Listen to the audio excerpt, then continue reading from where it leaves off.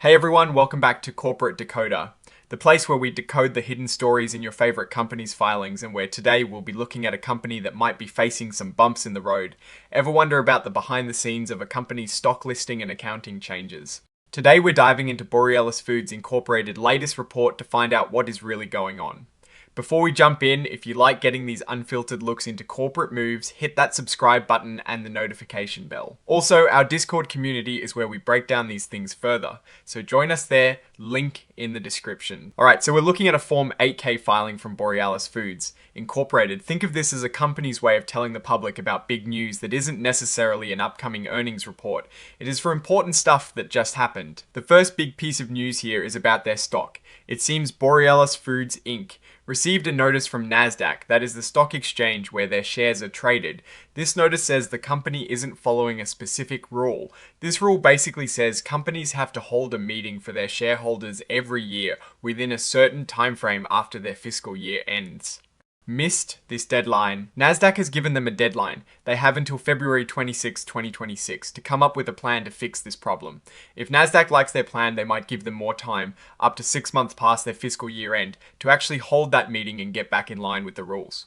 The company says they plan to submit this plan and hopes to fix the issue before June 29, 2026. The good news for investors right now is that this doesn't immediately affect their stock being traded on Nasdaq. Now let's talk about the folks who crunch the numbers. Borealis Foods Incorporated is also changing its independent auditors.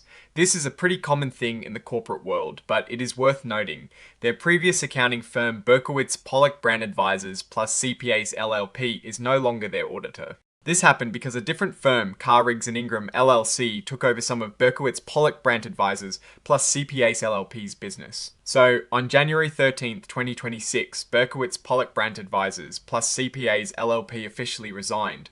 Then, on January 15th, 2026, the Audit Committee for Borealis Foods Incorporated approved hiring Carr Riggs and Ingram LLC as their new accounting firm.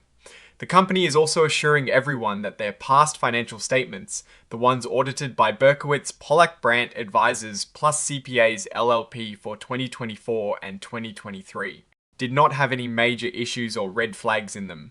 They also haven't had any major disagreements with their old auditors about accounting or anything like that. In terms of what they're filing with this report, it is pretty straightforward. They've included the actual notice letter from Nasdaq as an exhibit, which is important evidence. They also have the interactive data file for the cover page. And finally, the report is signed off by Panavi Rahimi, who is the Chief Legal Officer.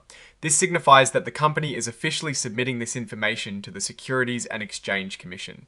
Now, looking at this report as a whole, Borealis Foods Incorporated seems to be navigating some regulatory hurdles related to governance, specifically holding their annual shareholder meetings on time. This isn't usually a sign of immediate financial distress, but it can indicate potential internal administrative or planning challenges. The change in auditors is also something to keep an eye on.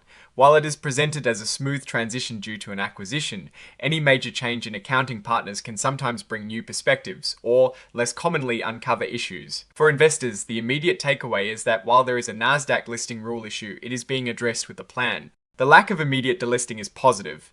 The auditor change is standard, but it is worth seeing how the new firm's audit reports look in the future. We don't have specific financial figures in this particular 8K filing, but these events often precede or follow financial news. The core message here is about compliance and corporate housekeeping. It is not a deep dive into revenue or profit, but rather into how the company is structured and interacts with its regulators and shareholders. The real story here is about the company's commitment to following the rules and maintaining its listing status. It highlights the importance of basic corporate governance, which is the foundation for any successful business. Alright, that is our quick decode of Borealis Foods Incorporated's latest filing. What is your take on these compliance issues and the auditor change? What do you think it signals for the company's future? Drop your thoughts in the comments below. If this breakdown was helpful, please give it a like and subscribe for more corporate insights. And don't forget to join our Discord community for even more discussions. Thanks for watching, and we'll see you in the next decode.